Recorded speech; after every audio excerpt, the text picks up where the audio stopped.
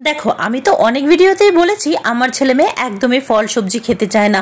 ফলটাকে যদি আমি জুস করে দিই বা অন্যরকম কোনো তরিকায় খাওয়াতে পারি তাহলে পরে সেটা ওরা ঠিক খেয়ে নেবে। বেশিরভাগ সময় আমি জুস বানিয়ে দিই, আর না হলে পরে মিল্কের সাথে মিল্কশেক বানিয়ে দিই। তো আজকে বানাচ্ছি আমি মাস্কমেলনের আইসক্রিম। পুরোটা আমি নেব না, অর্ধেকটা নেব, কারণ পুরোটা বানালে যদি আবার শেষ না হয় তাই ভাবলাম প্রথমে অর্ধেকটা আগে ট্রাই করে নিই। বীজগুলো বের করে নিয়েছি, তারপরে এরকম চামচ দিয়ে একদম কুড়িয়ে কুড়িয়ে নরমগুলো নিয়ে নিয়েছি, আর পেছনের মোটা লেয়ারটা একটু রেখে দিয়েছি। আর 2 চামচ গরম দুধের মধ্যে 4টে খেজুর ভিজিয়ে রেখেছিলাম। পরে সবকিছু একদম ফাইন মিক্স করে নিতে হবে যেন কোনো দানা না থাকে। আর আগে আমি 1 কাপ দুধ জ্বালিয়ে নিয়েছিলাম, তার মধ্যে আমি 1.5 চামচ কাস্টার্ড পাউডার দিয়ে ভালো করে একটু জ্বালিয়ে 2 চামচ মতো পাউডার দুধ দিয়ে মিক্স করে দুধের মিশ্রণটা একটু ঠান্ডা হয়ে গেলে পরে সবকিছু একসাথে মিক্স করে সেটা সেই মাস্কমেলনের মধ্যে ঢেলে দিয়ে একটু ফ্রিজের মধ্যে 8-10 ঘন্টা মতো রেখে দিয়েছিলাম। আর এটা আমি পরের দিন বের করে দেখো কেটেছিলাম, খেতে কিন্তু খুব ভালো হয়েছিল। তো চলো আজকে টাটা।